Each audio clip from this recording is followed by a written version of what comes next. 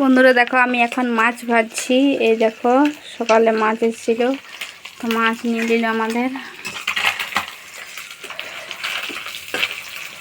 আর ভাত হয়ে গেল, আর ডাল করবো, আর কিছু করতে হবে।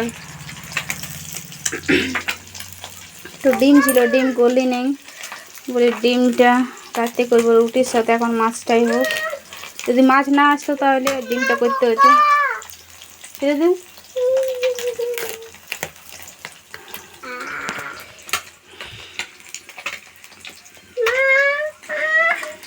কি এলো কি এলো?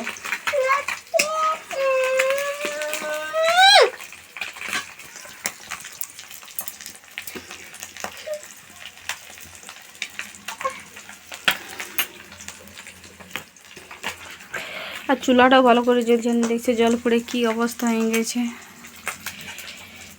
চুলাগুলো ভিজে গেছে জল পড়ে পড়ে।